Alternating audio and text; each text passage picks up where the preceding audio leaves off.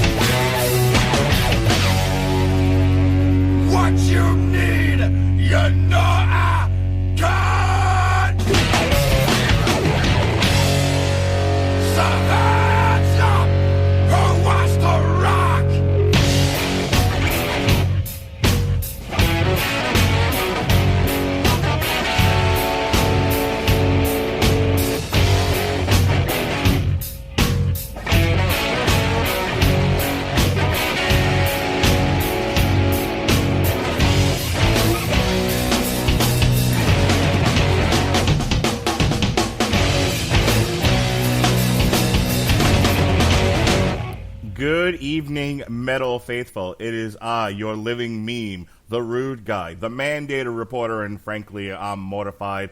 Clearly not as mortified as the people who listen to these podcasts, Mr. Mark Radulich. And this is the Metal Hammer of Doom, where we review all your favorite metal bands and trash them accordingly. Right, Volbeat? Right? Woo! No, we don't trash them all. We like many of them. And then there's Volbeat. Anyway, tonight on the docket, ready to be dissected appropriately, is Slipknot, We Are Not Your Kind.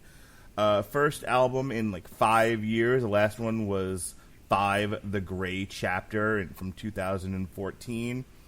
This is the 6th album. It was released on August 9th, 2019 off of Roadrunner Records. I didn't even realize they were still a thing. Apparently they were. We've got 3 singles from this album. Unsainted, which was released on May 16th, 2019, which I believe we did a Metal Hammer of Doom Extra video review for Unsainted, which was mostly about masks. It was like, hooray, yes, we got new masks, hooray! Terrific, guys. July 22nd was Solway Firth, and just this past August 5th, Birth of the Cruel. Cruella de Vil. All right, listen, we got lots of new Podcoin listeners listening to this. I don't want to give off the wrong impression, so without further ado, ladies and gentlemen, he's the disapproving dad and the master of midnight construction in his children's room as their furniture falls apart. Ladies and gentlemen, the host of Source Material in his own right, it's Jesse Starcher. How do you do, sir? Saving lives, one child at a time, from dilapidated bunk beds. Goddamn, pal. That well completely broke. I came home today for lunch, and the wife had just got off the phone after a 3-hour conversation between Walmart and the people that make that bed. And what turned out to be, within the first 10 minutes, all were sorry you only had a 90-day warranty, ended up being, okay, we're going to send you boxes, you send it back to us, and we will refund your money. So I am perfectly fine with that, and I'm just glad my kids are okay. Yes, I'm glad your kids were not crushed under ice or beds or anything else like that. Crushed under ice? It's a Trapped Under Ice. It's a Metallica song. Oh, okay, got it.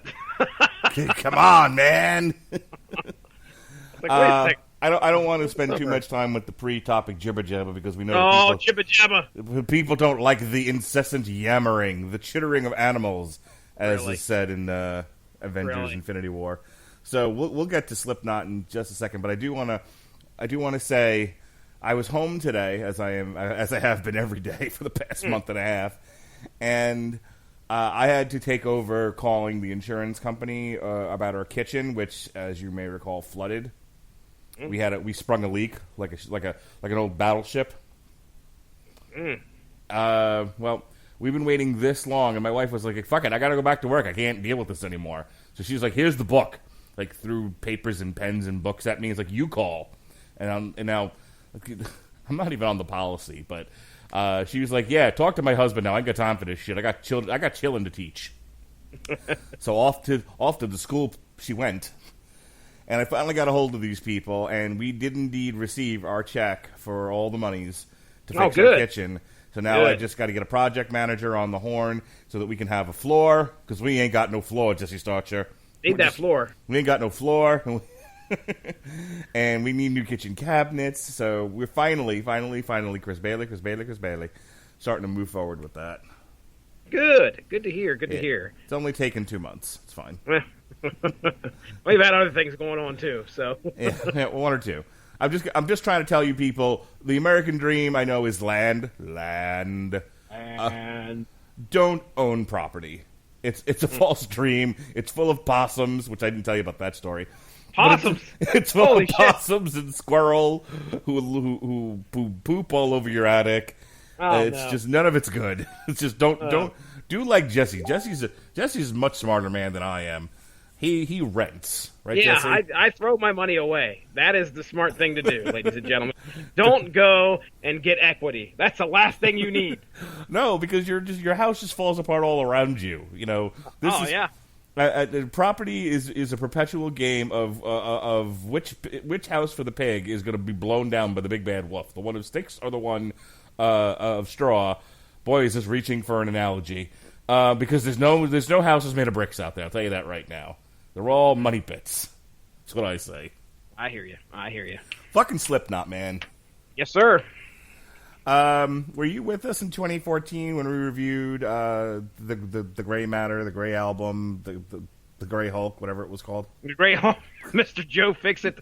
I don't recall being on the show, so I think I recall actually listening to it though, because I remember going back and checking it out. There were a couple songs on there, if I remember right, that were impressive, but nothing that really stood out to me and make me go revisit it a whole lot. Yeah, I think it was. I think our collective response to that last album was, it's a Slipknot album. It's fine. It's fine. Whatever. This one though, they say it's their heaviest album for like the Evers, and in quite some time. So we're gonna play about a minute or so of each track because DCMAs. Sure, we love those. For fair use, what's that?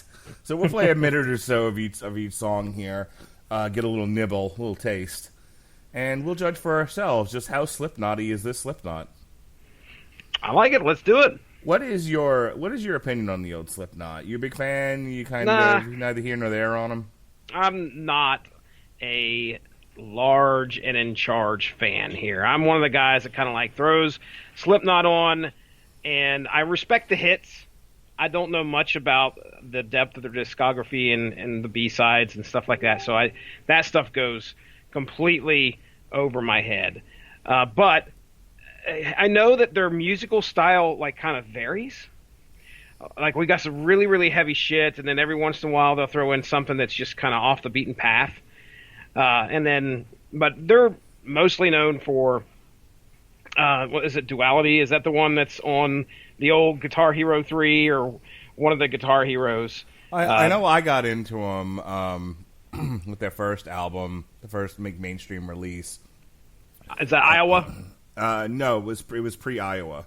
Oh, okay. I don't. Yeah. Hang on, I'm not remembering it now. Let me look it up real quick. But yeah, I've been listening to Slipknot pretty much from the beginning.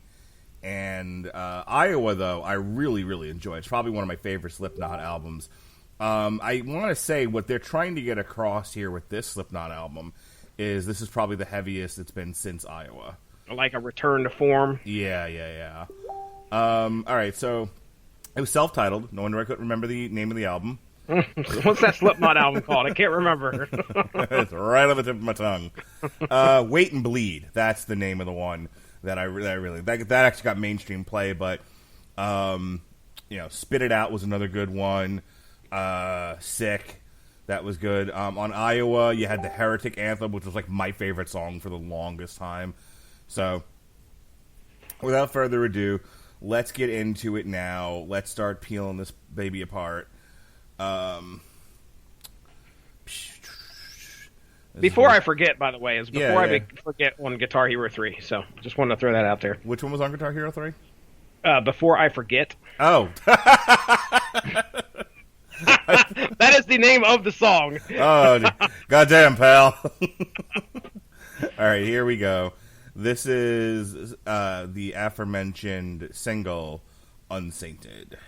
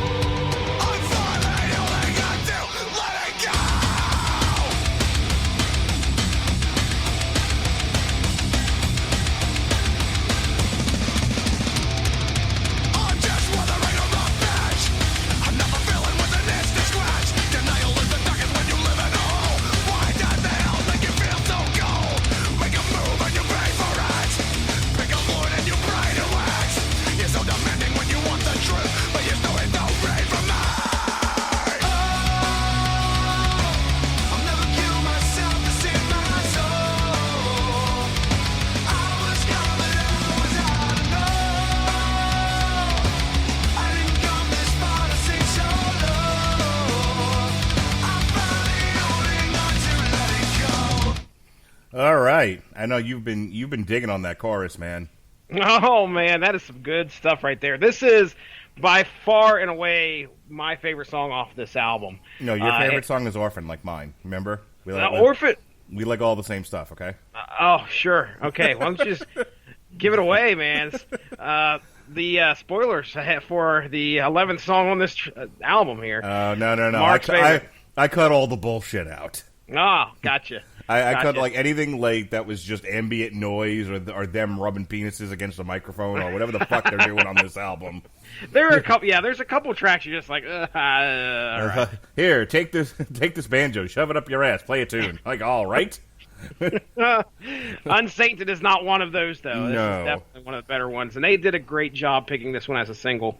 The video like I said, we talked about that on the Metal Hammer of Doom Extra, and it really does kick some serious ass. This is something that you want to hear from Slipknot. This is the type of song that you have been expecting and wanting from this band. So, yeah, absolutely. This is a return to form for them. I could see this being in the Iowa era. See, what's funny though is I keep bringing that up, but the third, I want to say fourth and fifth albums, definitely they like I can see why they were like, well, we're going back now. We're trying to be really heavy again. We're going to our earlier stuff because, if I remember correctly, 3, 4, and 5 had more of a mainstream sound to them. Like they were definitely trying to reach a broader audience or an audience of broads, whichever. No, oh, excuse me. So, and I remember not liking them as much, like being frustrated with some of the mid-tier Slipknot.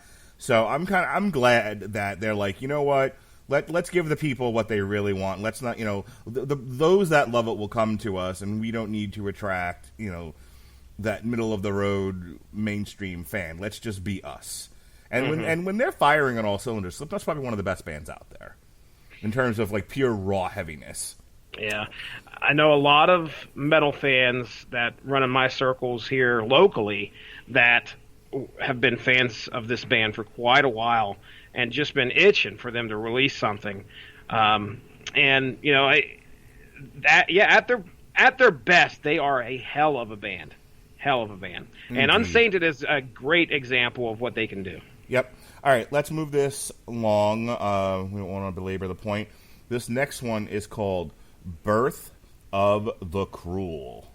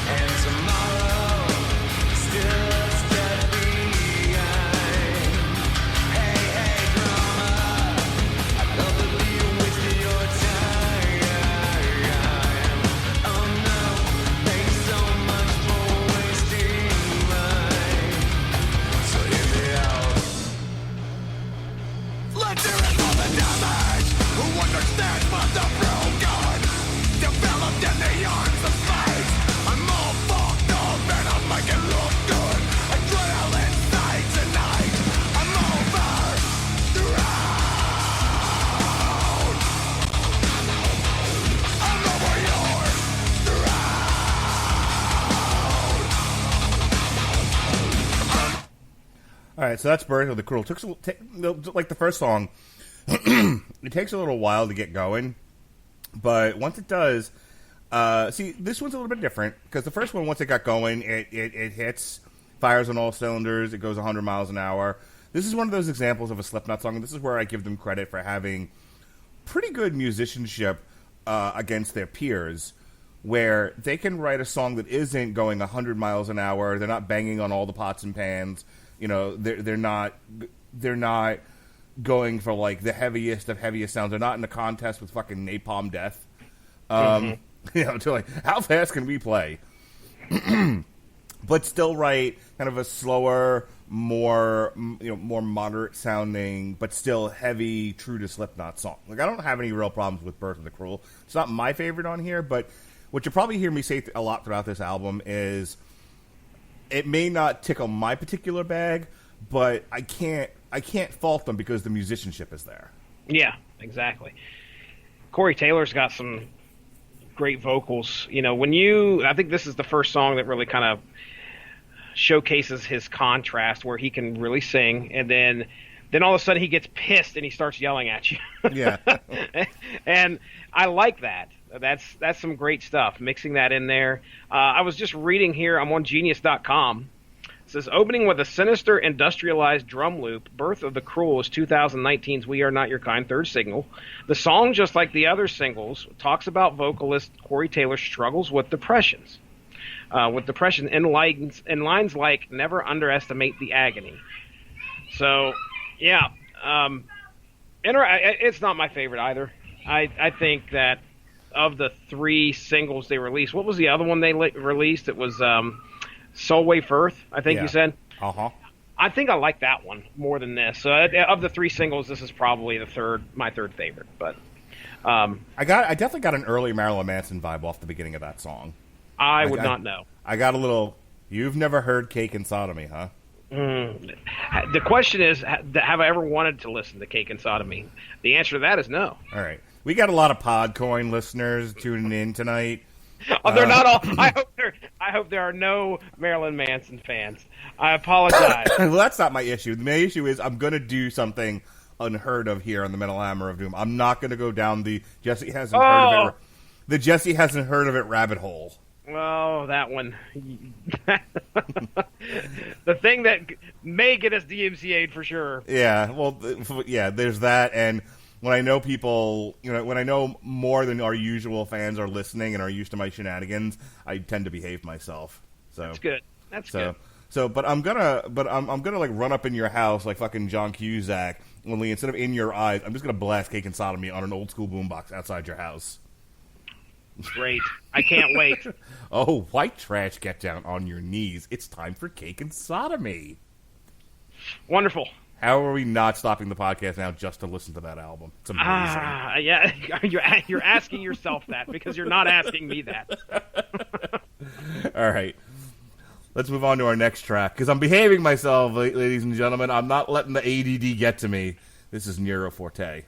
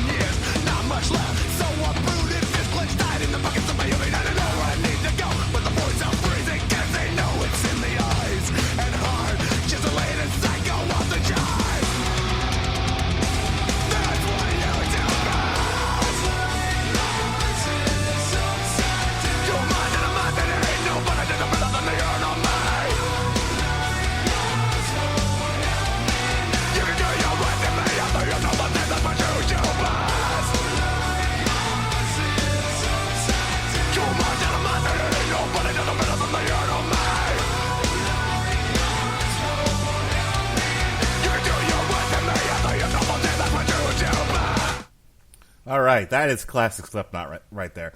Like if somebody who just wasn't quite ready for the Heretic Anthem asked me what does Slipknot sound like, I think that's the song you play them. Yeah, that is some good stuff, man. My notes, I just said I'm glad we're back to this. I'm glad you skipped Death Because of Death.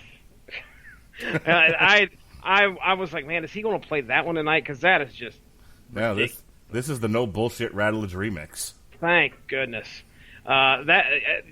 There is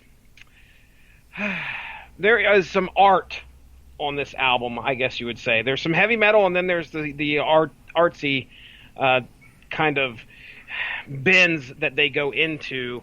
Death Because of Death is one of them, and I was not impressed. But then Nero Forte hits, you're like, oh, shit, okay, here we go. There's more promise to this album. And that one is one of the better ones off of here, definitely. I think top 5 for me, if not top 3, from out of the best off of here. Yeah, it's a solid song. It's very classic Slipknot. I don't really have a whole lot to add to that one. I mean, like I said, to me it feels like it's like an example of what this band does best. I like them a little bit heavier. I like them a little bit angrier, but there's still more to come here. But I would say this is that like right up the center, middle of the road Slipknot for you. Okay, very good. When we come back after this next one, I want to hear what the Anglo Metal guy thinks. Okay. All right. So in the meantime, in between time, this is Critical Darling. Yeah.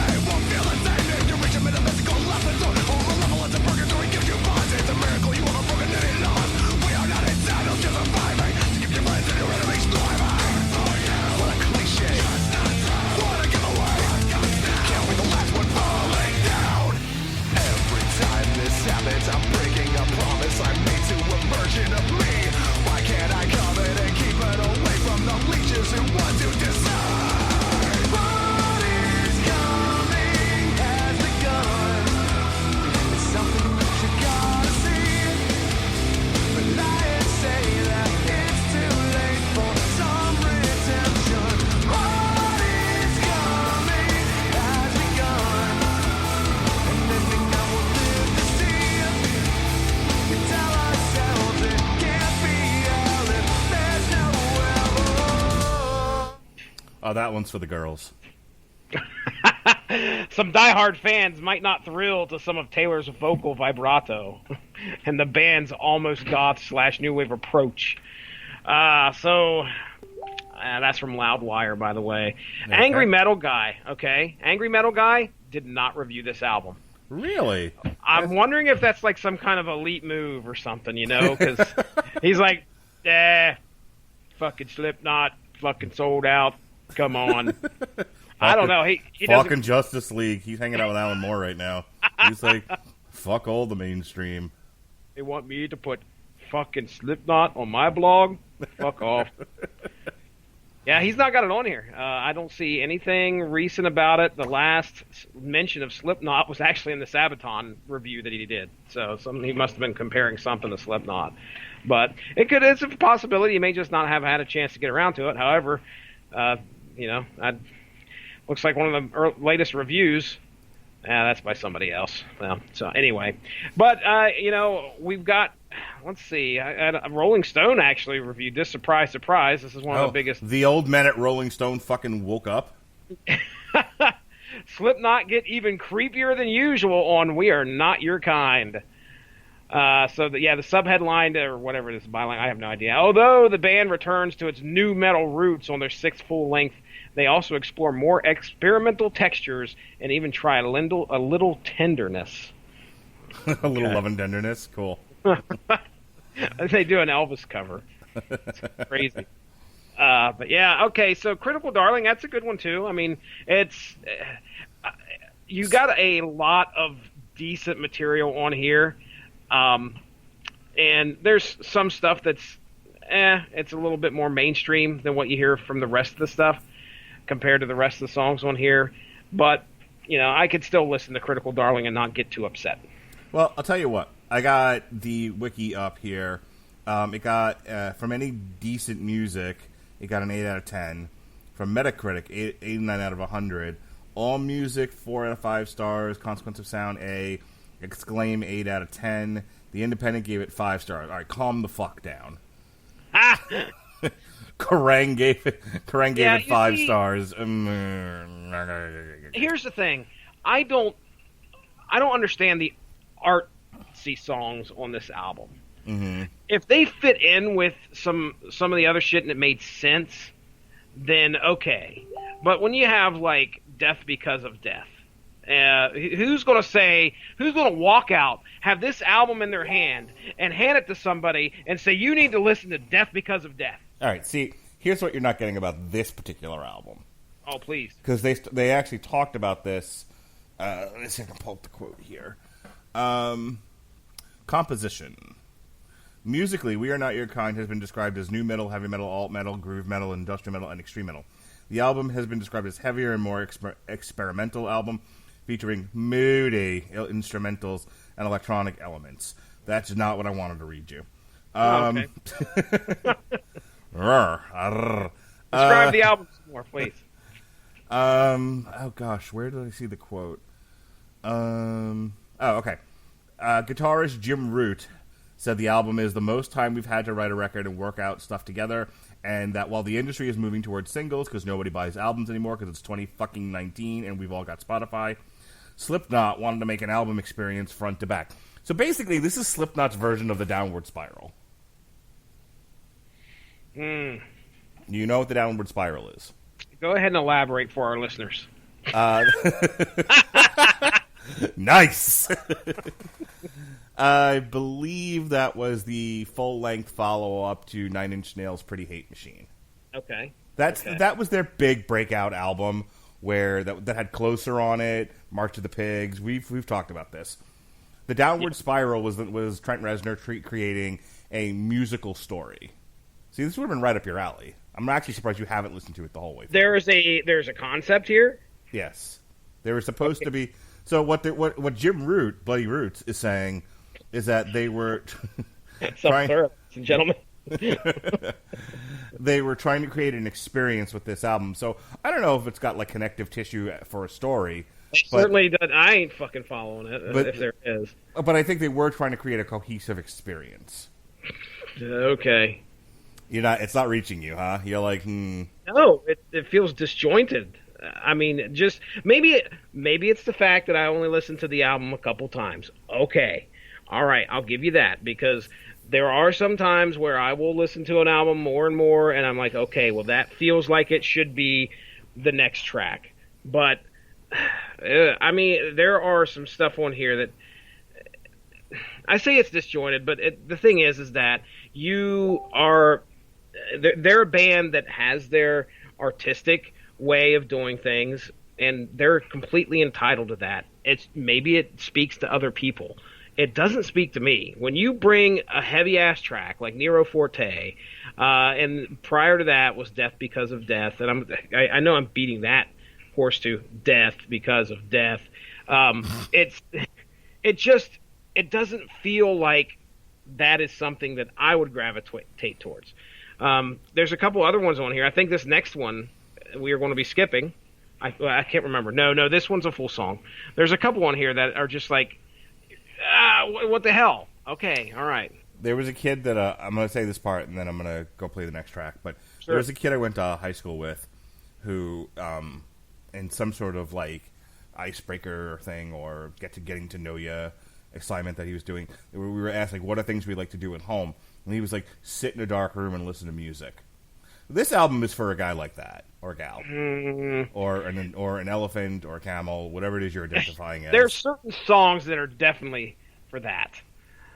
I don't know. I can't see just sitting at the house with a Chardonnay or whatever in my hand and throw on some Slipknot. I'm going to be alone for a little while with my thoughts. That isn't speaking to me like that. Although there are some songs on here that may. Let me ask you a question, Jesse. When was the last time you could be alone in your house? Now, come on. Very good question. Very good question. And you've been married since you're like 11, so that's right. Traded a cow and a couple goats, and next thing you know, I'm betrothed. So the last time you were alone, you were probably 5 and weren't listening to fucking heavy metal. Let's be straight. Let me tell you. He walked up to his mom. He's like, "I'd like to be alone and listen to PBS." Not easy being green. The Rainbow Connection. Why are there so many songs about rainbows? Little Jesse Starcher in his room, in his hammock. Right. Sipping on apple juice in a box. That's right, Mom. I paint a picture, don't I? You do, sir. You do. All right. I'm actually lying about all of that, so. I don't know. So here we go. This is A Liar's Funeral.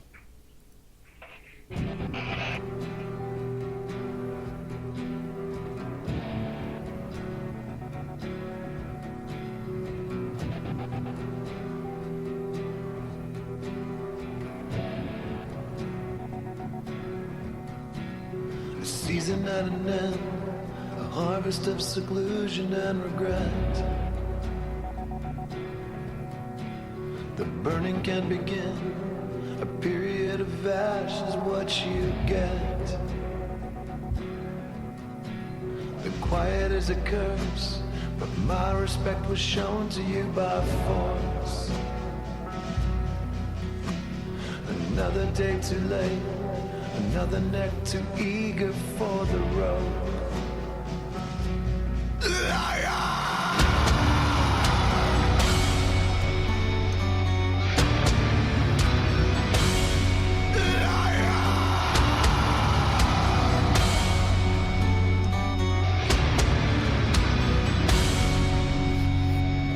Yesterday was hard, tomorrow's just a promise of the same.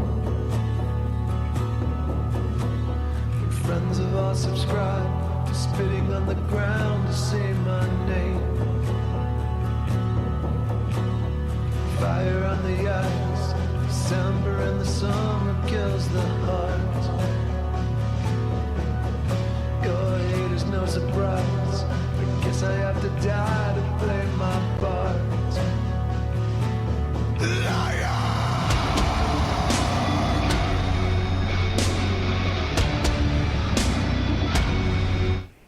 I I don't know why I feel the need to lie and cause Jesse so much pain. Maybe it's something inside. Maybe it's something I can't explain.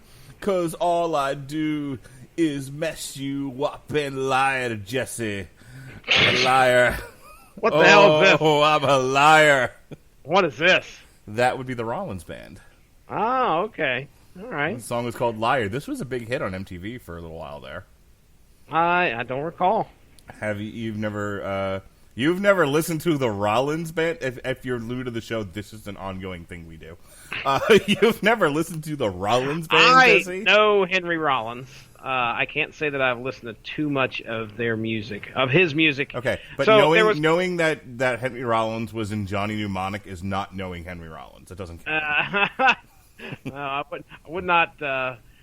Now, see, there was the Rollins Band, and then there was just him at one point, wasn't it? Well, okay. So there was Black Flag. Okay. And then his solo project was the Rollins Band. Got it. Okay. All right. I knew he was somewhere else at one point. Yeah. Then he started doing acting and spoken word and whatnot. I do remember that. Yeah. When you get off this podcast, you have an assignment. You have to go listen to "Cake and Sodomy" by Marilyn Manson, and then "Liar" by the Rollins. Actually, you need to check out the video for "Liar" by the Rollins Band. It's fucking hilarious. Okay. All right. So this song right here, according to Genius.com, they're really actually throwing. Well, this is Slipknot, so Genius.com's probably diving in deep. They say that in this song, Corey seems to point his finger at the friends who look down on him for his depression, calling them liars, and advising the listener to never trust that type of people. This leaves them hopeless, and it makes them feel like the only way to make them happy is dying. By doing that, he's playing his part. That is to say, giving them what they really wanted. So, boys don't cry, Jesse. That's what they tell you. And there's a lot of stigma against feminine behaviors in male culture. We joke about it fucking incessantly here on the Radulich and Broadcasting Network. But there is something to be said about the toxic masculinity out there, and and the whole idea of men should act this way, girls should act this way, because the reality is that men do get depressed. I mean, you know what I've been going through for the past 2 months. I'll be lying and I don't know why I feel the need to. Sorry,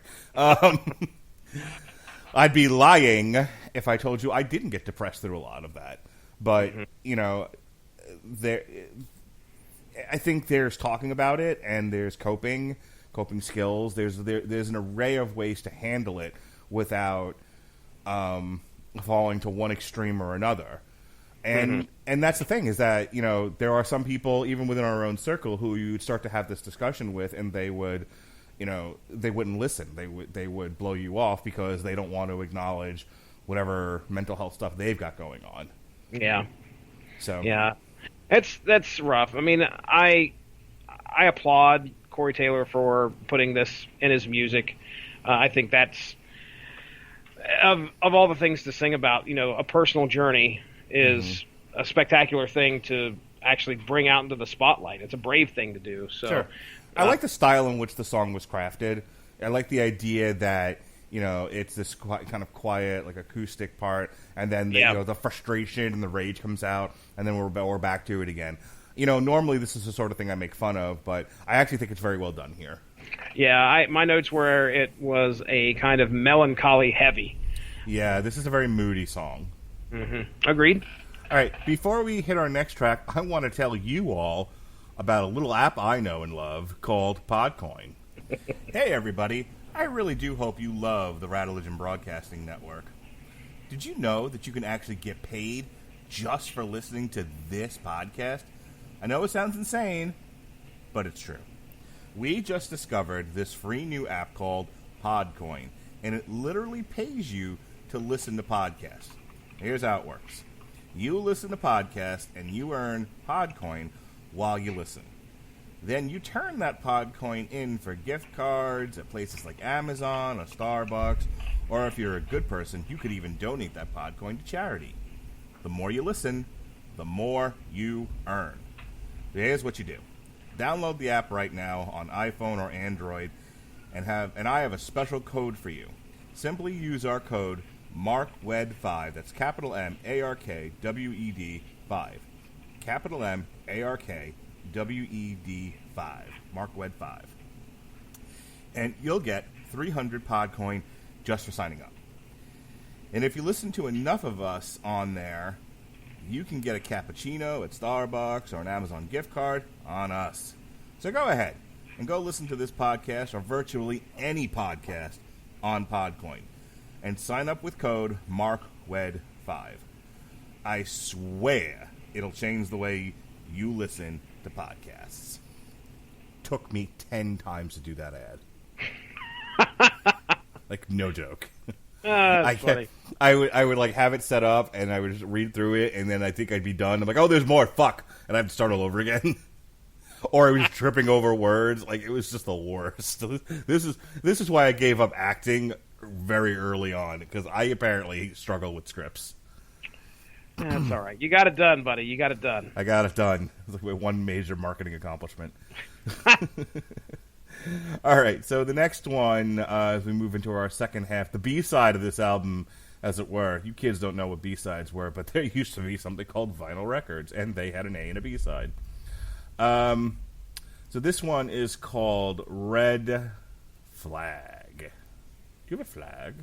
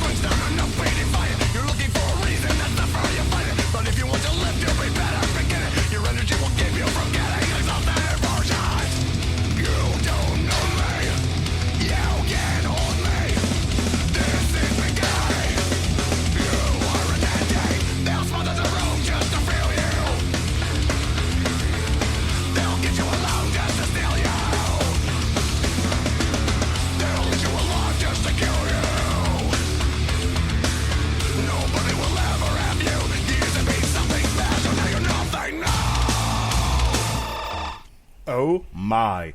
This is how Slipknot Slipknots. Yes, sir. Slipknot is Slipknotting again. Oh boy. We go from a liar's funeral, one of those type of songs that are kind of outside the norm for this band, and then we just go right back into the norm. Yeah, no, that's the kind of Slipknot I think most fans are looking for. That's what I'm looking forward to hearing live. It's probably my second or third favorite song off this album, Buffer. Yeah, you're going when? When are you heading there? Beginning of September? September. So my last day that I'm federally mandated not to drive because of the CAR T treatment is September 3rd. September 4th, I can drive again, but I'm going to be driving straight to Moffat for a PET scan and a CAT scan and labs, and then I'm going straight from there to Knotfest. Because cancer ain't going to keep me from fucking metal. God damn it. Hell no, buddy. Hell no. I mean, that'll be. I might be dead when it's over, but You damn well sure experienced Slipknot. God damn right. So yeah, and then I go back to work the next day. All right. Fucking go. Okay, I'm done with cancer. Hit a concert, then back to work. All in the span of a day. I may be done with cancer. We don't know how this PET scan is going to go. True. Who knows? You might be cured, you might not. How about some more CAR T? You want to take 2 more months off? Go fuck yourself, Moffat. Yeah. Anyway, nobody turned into this podcast to hear about my cancer woes. Yeah, man, fucking amazing, pretty amazing song right there. Yeah, it's a good one, man. It's again, really, if I was to revisit this album, I'm taking all the stuff I don't like and just chopping it off there and make my own personal playlist on Spotify, and keeping this around, keeping Nero Forte around, keeping Unsainted around. So, yeah, when this album gets going or has those moments, I mean, it's unstoppable. Yeah, you're into the full Slipknot heavy experience. You're not into this, well, let's take some time off to be a reflective Slipknot. Yeah, let's talk about it. No, that's not what I've come here to hear Slipknot do. You turned into me tonight. Normally, I'm the one like, not heavy enough. Die, all of you. Off with your heads. Off with your head. And you're like, oh, come on. Volbeat's okay. And, and I'm like, nope, not heavy enough. Fuck these people. Tonight, I'm just like, no, Slipknot's fine. Everything they do is fine. Will you like me? And you're like, no, fuck these guys. Yeah. Sack's not tickled. What can I say? Well, if the sack's not tickled, the metal's not good enough. That's what I'm saying. That's right. All right, speaking of tickling sacks, this next one's called Spiders. Gee, shit. I'm walking. King of the Segway.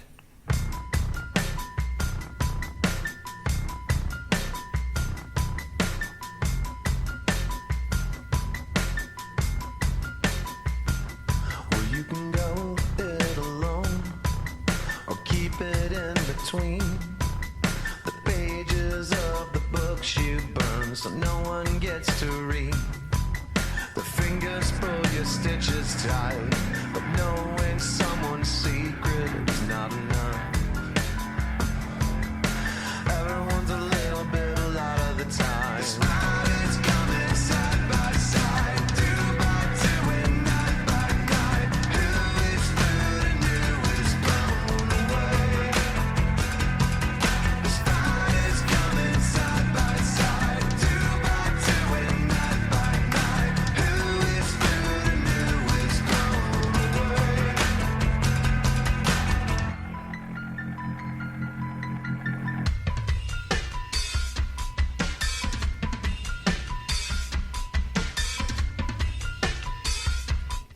All right, so when Halloween comes along and you got the kids trick-or-treating at your house, maybe play this and maybe they'll get creeped out. This one had a bit of Nope for me. This is the yeah. this might have been the only Nope song of the night. Really? Yeah. I had, okay, my notes were question mark, exclamation point, question mark, and then it was meh. There you go. That's me. They're going for creepy, and it just comes off juvenile. Okay. Well, yeah, you got the kind of piano there in the background, that haunting piano with the little ting ting ting ting ting ting. Yeah, I liked it better when it was in the Halloween movies. Spiders. Yeah. It's okay. You know what I'm doing? I'm walking in the spider webs. Oh, my God. Leave a message and I'll call you back. 'Cause I'm a liar. Sorry. Oh, well, wait a second. I'll recall Gwen Stefani doing that one. Imagine Gwen Stefani in a fight with Henry Rollins. Henry Rollins is an aggressive man. He scares me. Yeah, but he's not, like, hitting a woman. So I think, while he was trying to explain his feelings to her vagina, she just fucking put him up in a triangle. Hello, listeners. I hope we have some new listeners tonight. If you want to hear more about bands yelling into women's vaginas, check out our Volbeat review. Yes, last week. Spectacular podcast. This is what got me the reputation as the rude guy. Rude boy. Rude boy. Like my father before me. Can't remember what movie I got that from, but I always found that line to be hilarious. All right. This next one's my favorite song here of the we evening. go. This is the one where I was rocking out with my cock out, baby dolls. This is Orphan.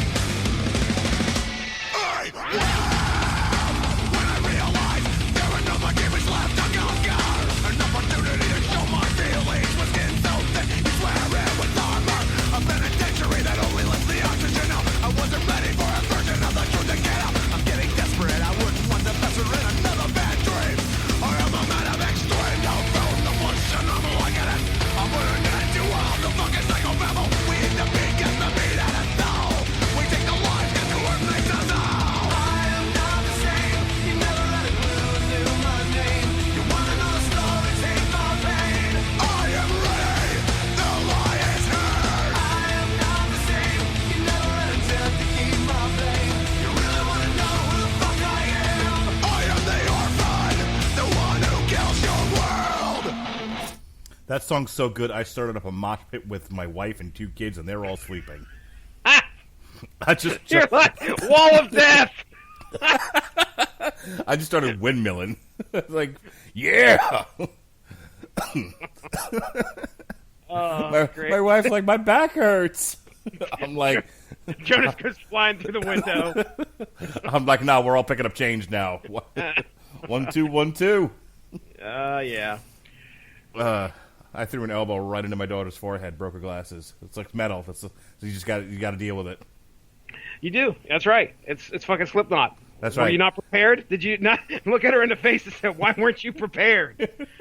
Look, I'm just saying, like, don't abuse your children, but when Slipknot's on, you got to start a pit. When that fucking song hits, man, you got to kick some motherfucker right in the face. Yeah, that's a good one. That's definitely top 3 for me off of here. I remember my notes were specifically, here we go, this is picking up the intensity again, this is up there for me. This is, Orphans. I can understand why it's your number 1. I'll give it my number 2. Does that make you feel better? You gonna shit on it? I didn't shit on it. It's number 2 out of fucking 9,000 tracks. No, never mind. It was a bad joke. Okay. You said number 2. You're gonna give it your number 2. Yeah. we need the wah wah wah. Dear Podcoin listeners, this is the kind of humor you can expect on almost all my shows. Yeah. You can make your decision now. Trust me. Are you coming back? It's okay. We understand. Yeah, you could get extra Podcoin, but do you want it that bad? Come on, 10 minutes of your time. That's all we ask. Maybe we behave in the first 10 minutes for the rest of these shows. Yeah, I think for like the first 10 minutes, I'm not going to mention anything about toxic masculinity or yelling into vaginas, and then after that, it's all that. Yep. Then that's all you can expect. Hey, we're almost to the end of the show. We got 3 songs left here, and this is the first time I've even mentioned punching my kid. So, you know. It's a record, ladies and gentlemen. Please don't call DCF. These are jokes. Twitterverse. Yes, please. Dear Twitter, I'm humorous. We don't think so, sir. You're banned. You're banned for 12 4 hours. Fuck you 12 and hours. your Looney Tunes sense of humor. All right. So yeah, Can I ask real quick? I want to ask how that. I understand that happened, but did they explain why? Yeah, I Like, was. did some Okay. you or So for the listener's sake, let me quick explain what please. happened. So I'm on. So I'm now made to understand that if you want followers on Twitter, every inane thought that you have in your head that used to be a private matter and not something you would share publicly because it's inane, you put on Twitter. And the more inane it is, the more followers you get. So because I'm a shameless self-promoter of this network, I'm trying to up my Twitter profile by being more active. I used to just kind of just promote the show, and in some, to retweet some things that I liked. I would retweet news items that I liked that I thought were important for people, but nobody reads in this country, so fuck it. I started following a whole bunch of these people, and they literally put every stupid thought they have into Twitter. I'm like, well, I could be that stupid. I could be dumb. So let me show you. Hold my beer. So I started doing that, and I'm like competitively tweeting against other inane people, with their dumpster fire Twitter handles. But to that end, I was watching wrestling over the weekend, which you can hear all about it on our TV Party Tonight SummerSlam Weekend podcast. Woo, doggy. And me and this guy who's been following me for years, very aware of my sense of humor. I think he started following us when we were doing the MMA show here, which is now migrated to exclusively over to 401mania.com. And him and I just kind of going back and forth about the NXT card. And, we get to the part about Johnny Gargano and Adam Cole, who, if you don't know who they are, they're wrestlers. They're the 2 top wrestlers in this WWE trainer promotion. They did a spot where they climbed to the top of a barbed wire cage and did like a suicide pact off the fucking cage through a table. Which we decided at that time was the dumbest thing ever. and that's saying a lot coming from a wrestling fan, like a long time wrestling fan. Like, I'm 43. I've probably been watching wrestling since I'm 5. I have seen a lot of stupid shit. But this, for some odd reason, bugged both me and him. So shortly after that, like while this was all going on, there was also a boxing match on DAZN, which is an app where you can watch like live combat sports, and I think they also have like cricket and soccer. So I'm like, all right. So I put on Twitter, I need a palate cleanser. I got to get this out of my head. I'm gonna go watch a real sport because these two made me forget what a real fight looks like. I'm gonna go watch boxing. He then writes me back. He's like, I'm just going to bang my head on the table until I forget what I just saw. He fucking started it, man. He was advocating self-harm. God damn it. So I said, and again, I just explained that I just watched two guys throw themselves off the top of a cage through a table. I said, no one will take you seriously unless you wrap yourself up in barbed wire, jump off your roof onto your head into a tiny glass of water. Now, that tiny glass of water thing I directly stole from a Looney Tunes cartoon. Quite a few of them, as a matter of fact. Oh, yeah. Because I tried to find which one was it where whoever does the high dive into a drinking glass, and there's quite a few. So apparently this was a running gag in the old Looney Tunes cartoons. Because I said no one will take you seriously unless you jump off your roof, Twitter decided, the Orwellian Twitter monitors decided that I was advocating for suicide. Oh, wow. Now, I don't know how many of you have attempted suicide by jumping into an ordinary drinking glass. And wrapping yourselves in barbed wire before then, yeah.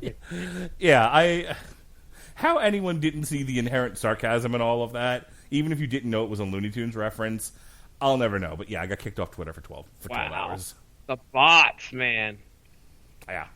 But what was the hilarious thing about that, I should see if I can find the email, was I got this whole like warning letter from Twitter that was basically like, you're bad for advocating suicide and you need a timeout. But if you are feeling like you want to hurt yourself, just know we're there for you and there are services to help you out. Are you fucking kidding me? All right. Ugh. Let's medley these last three. How about that? I'm ready, man. Bring it on. All right. So here we go. A medley of our last three songs here. It's going to be My Pain into Not Long for This World into Solway Firth.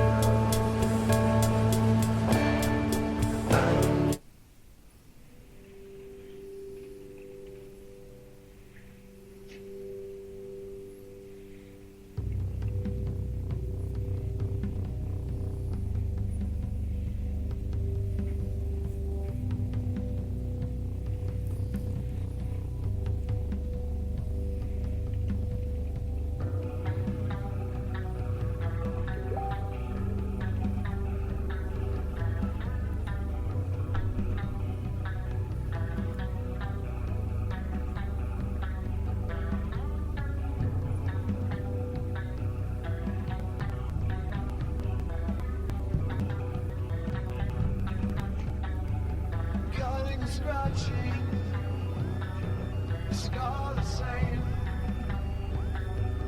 Angle is dark, edges are soft, morning rains.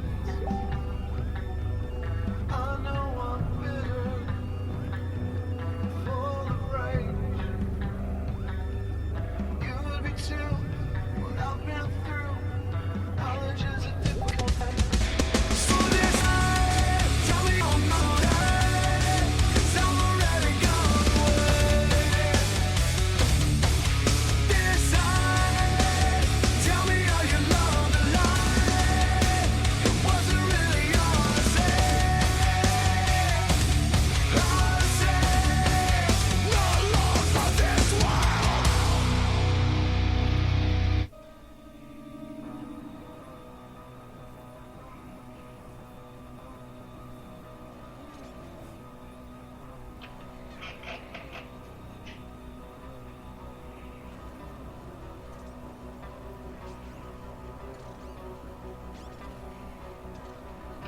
Today, up on this hill, I'm counting all the killers. They sway as they swarm. A look of gluttons in their eyes. They mutter as the body loses warmth. They pick your bones like locks inside a tomb, and take great care to not take care of you.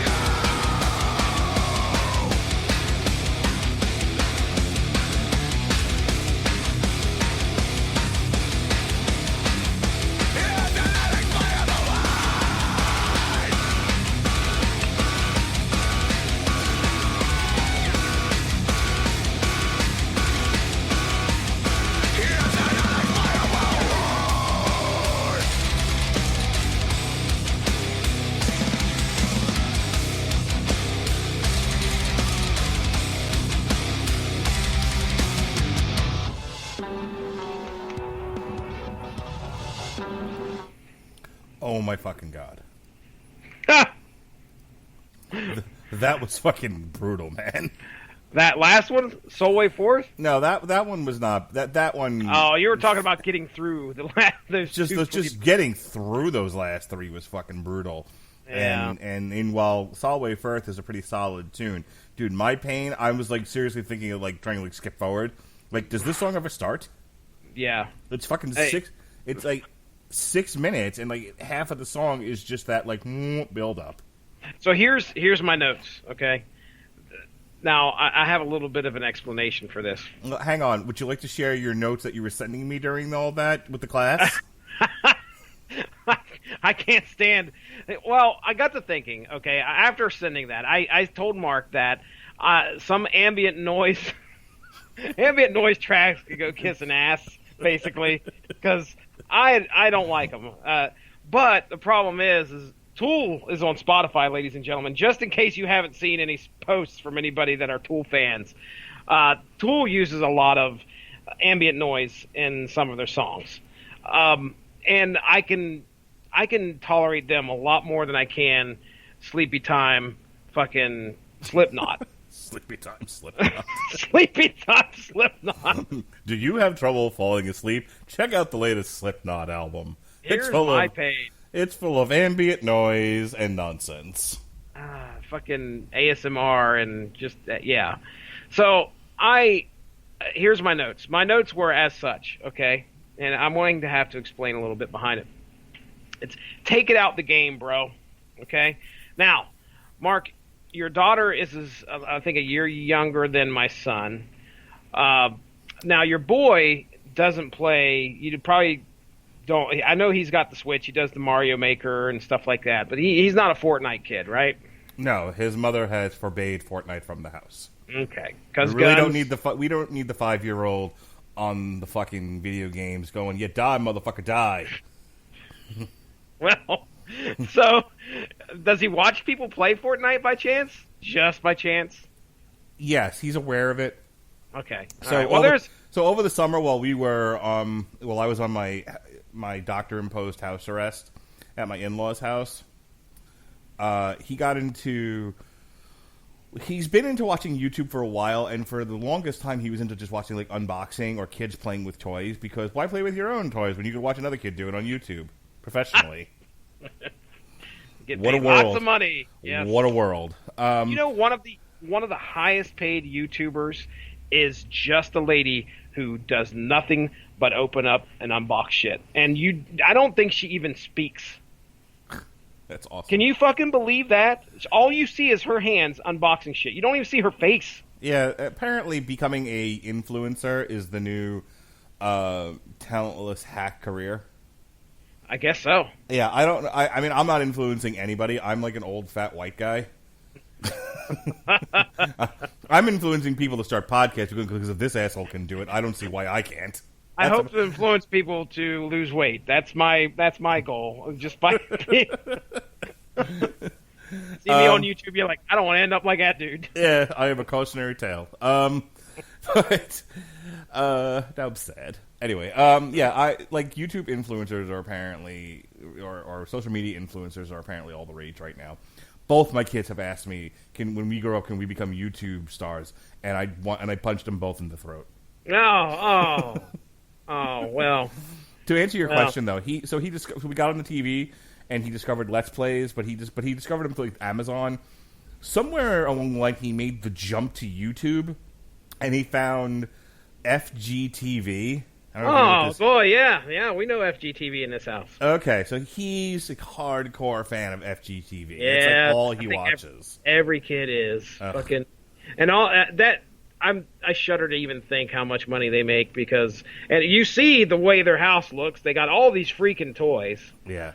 I mean, I can remember watching them probably 5 years ago when the guy got a drone and he toilet papered his own house with his drone. And that probably got bajillion hits. Yeah. You know, bajillion watches and made tons of money.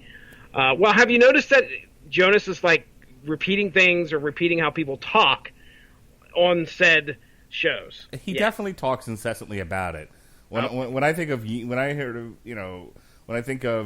what's his face, Ebony Maw from Infinity War, referring to Robert Downey Jr. as the chattering animal.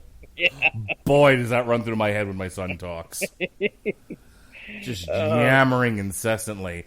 Like, we're in the car, and whether, like Melissa and I are having a serious discussion, just kibitzing, in a fight, there's my son. So there's this level in Yoshi's Crafted World. I was just like, you just want to turn around and beat him. Oh, now, imagine that, but you got a kid that has a stutter. Now you're living my life, buddy. Oh, you poor bastard. Anyway. You ever just yell, organize your thoughts, you fucking idiots? just scream. Lose your patience. It's so hard because it's tough. Because you tell Caleb, I could tell sometimes it's just like, spit it out. And we're like, no, we can't do that. Just let him talk, let him do his stuff. My daughter was once trying to tell us something, and when she's on her Vyvanse, she's much better. When she's off the Vyvanse, she has a really hard time like organizing her thoughts because she's got like the classic ADD. Yeah. And there was one time, just jokingly, I was just like, "Shut up and organize your thoughts." Failure. Just go outside and smack yourself in the face after. Just drink the fire hose. All right. So anyway, take it out the game, bro, is one of the things. Caleb will sit there and play Fortnite, and at first I'm like, this kid gets. Yes, he does get upset. He gets to yelling and screaming sometimes. Hang on. By the way, you've now got rage quits going in my house. I do? Because you mentioned it. Now that's a term I use frequently. Oh, okay. There'll be no rage quitting. My son has a few times tried to rage quit Yoshi's Crafted World, and I'm just like, hey, knock that shit off. No rage quitting here. Caleb all of a sudden just starts busting out these phrases, and I'm like, what the hell? And then sure enough, a week later, I walk past the bedroom, and he's in there watching some guy play Fortnite, and that guy's using the same phrases. And one of the things is that apparently if there is a gun that is a little too overpowered, or is just complete trash, which that's a new one. You're trash, bro. You're trash. Well, you hear, take it out the game, bro. Now, so My Pain, all right, gets the Take It Out the Game, Bro award. Wow, that took 20 minutes to get to, but we got there, goddammit. We got there, ladies and gentlemen. Apparently, Take it out the game, bro. Apparently, my son said to his teacher, something, I find it very hard to navigate. Oh, navigate. Damn. Yeah. It's my Where did fucking he pick that 5-year-old one? dude. Nice. Well, all right. So yeah, we did My Pain. What was the second one in there before Solway Fourth? Solomon Grundy. Sally Fourth. Not long for this world. Yeah, and that one's okay. I mean, that one's all right. But I really, of the three, I'm saying Solway Firth is a great way to end the album. Yeah. It's at least we didn't go out on, tinkling in a potty or some shit like that, something stupid. Tinkling in a potty. Listen to me, Pete. Tinkle, tinkle, tinkle. Hey, we knew that there were 70-some members in this band. Someone's got to play the toilet. All right, that wraps up our coverage of Slipknot, We Are Not Your Kind.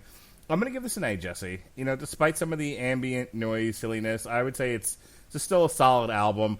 I'm not going to downgrade them because some of the stuff didn't personally meet my expectations, but there's you made an album, like this is what we've said about like Volbeat and a couple of other ones where they were trying for something and they failed, and I didn't like it. That's one thing. If you're trying for something and you're largely successful, it just doesn't tickle my sack or your sack. I'm not gonna give it a low grade for that. I understand. So, as for this album's chances of being either in the top half or the bottom half for the second half of this year, there's a lot of halves. Get fucking Scott Steiner on the phone and we'll do some math. I don't know. I mean, this might stay in the top half. There's a lot of competition upcoming in the latter half of this year. Number one of which is Hell Yeah in October. Oh, let's talk about that for just a second. So to finish out August and our the last two albums that we have canned Metal Hammer of Doom extras, we got Thyarda's Murder and Rage of Light. And then unless Body Count fucking changes some shit, after that, Jesse, we're taking a week off because I got Knotfest. Yep. But then we come back, and this is the schedule for the rest of the year, my friends. My friends! We got Killswitch Engage. Yeah. Atonement. We got Tarja in the Raw. Tarja likes it raw. It'll be in the bottom half for sure, I guarantee it. Unless she could somehow have some kind of saving grace with a great album.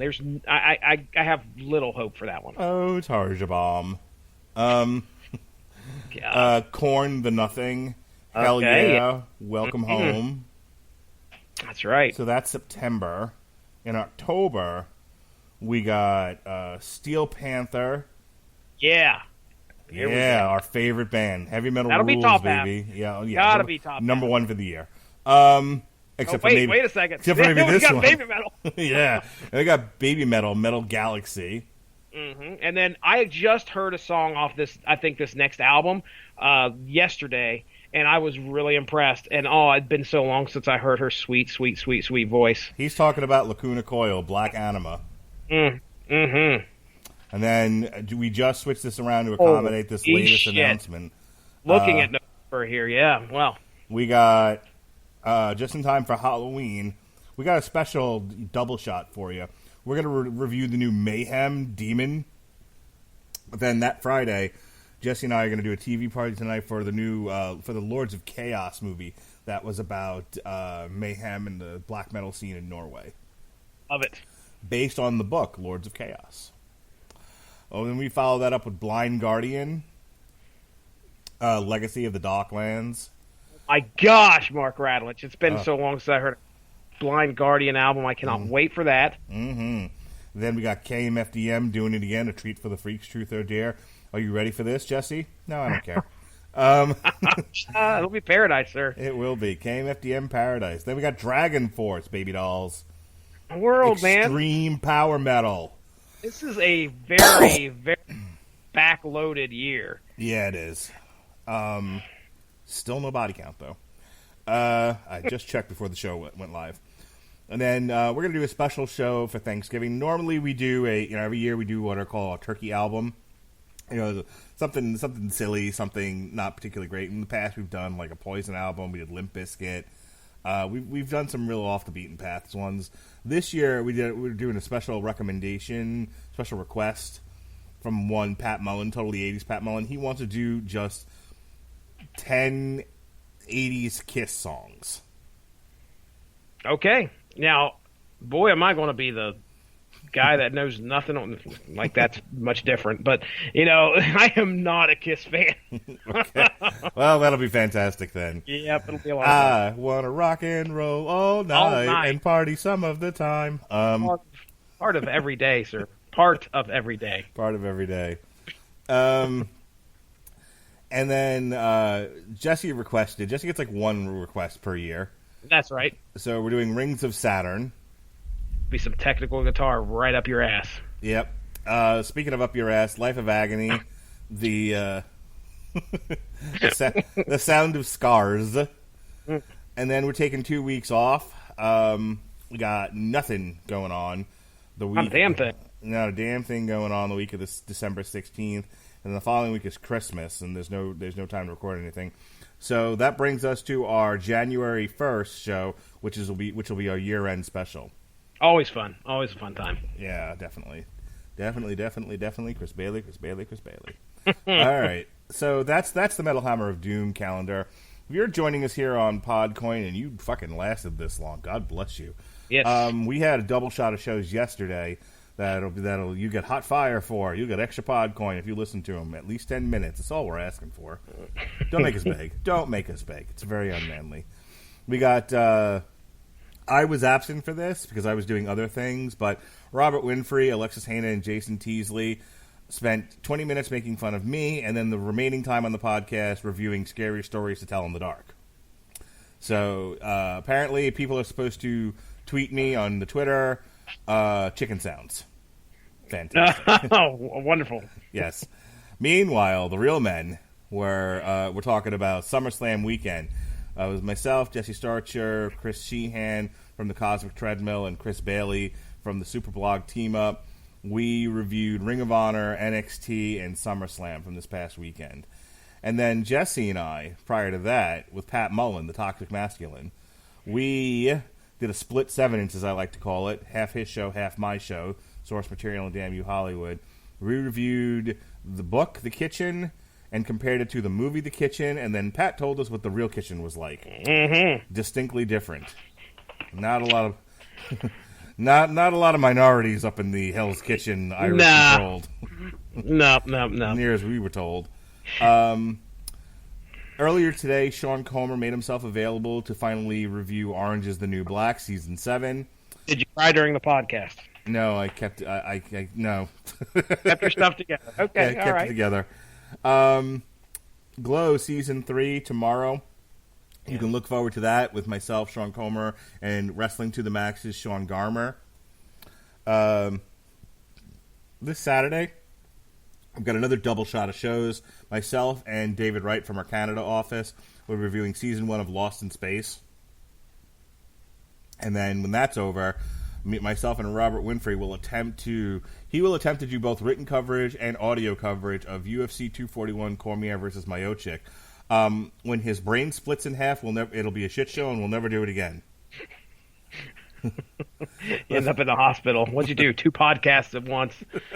Tried to do 2 things at once. I tried to compartmentalize. I fell apart. Alan Moore will be on the Source Material podcast on the 19th.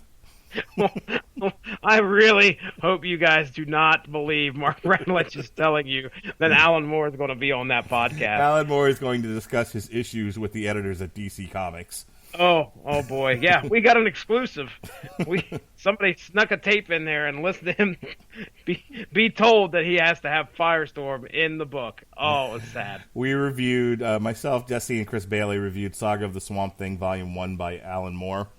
Jesse and I are going to review the DC Universe Swamp Thing, the aforementioned Thy Art is Murder review, and then myself and Sean Comer will put the 1982 Swamp Thing on trial.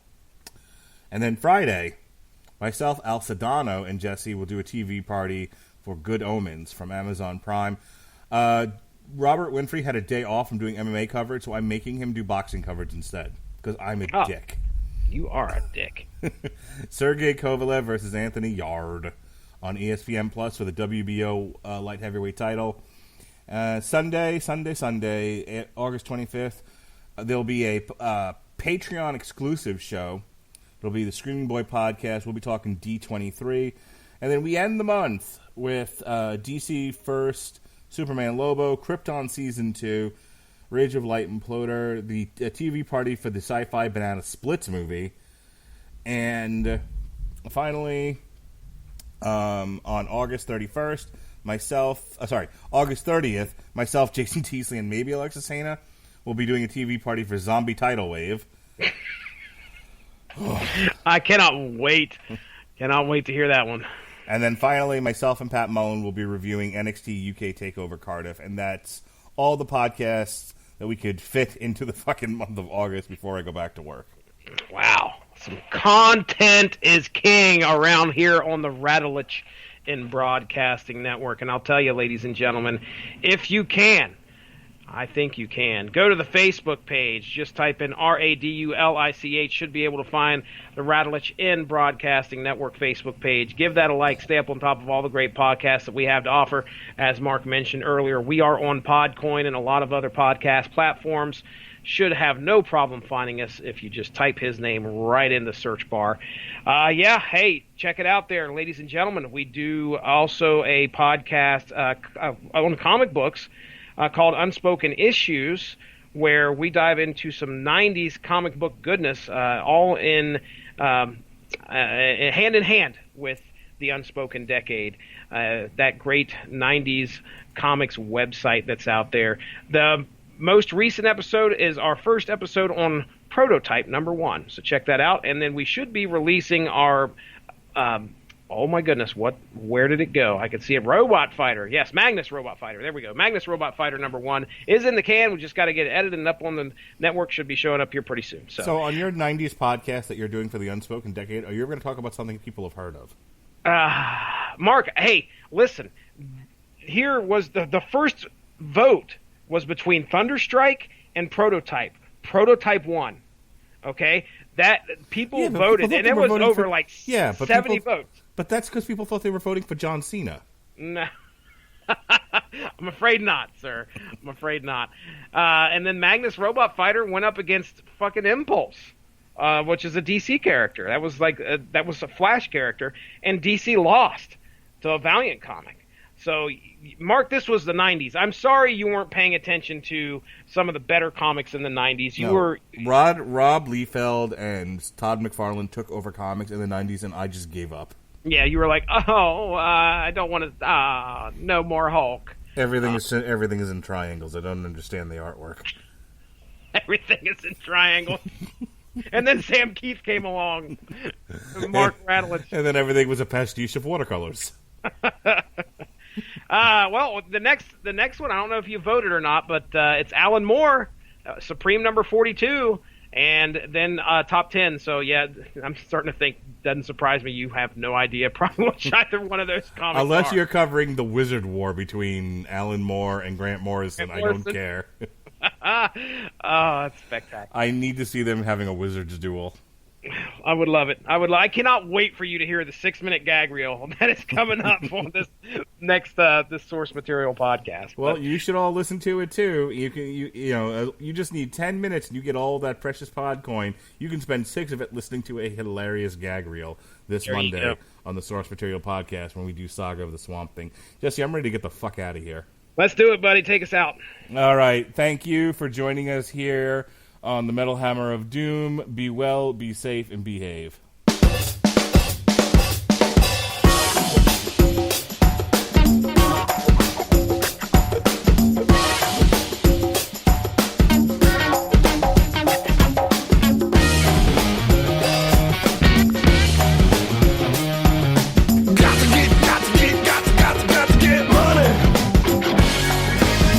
Say Metro by T-Mobile, got the best deal in wireless, and it's all for you, all for me. Just switch quickly, cause Metro has 2 lines for $80, and 2 Samsung Galaxy J7 Star phones for free, plus Amazon Prime included. That's the way wireless should be, only at Metro.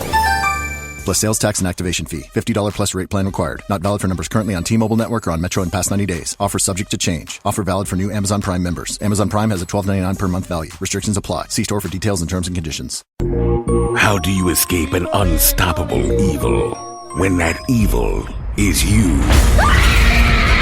Step inside Jordan Peele's new original nightmare as Us comes to life at Universal's Halloween Horror Nights. Select nights September 6th through November 2nd. Experience Netflix's all-new Stranger Things, Dracula and the Wolfman, and more. Save up to $52 on select nights. Visit HalloweenHorrorNights.com. Online only. Restrictions apply. Not recommended for children under 13.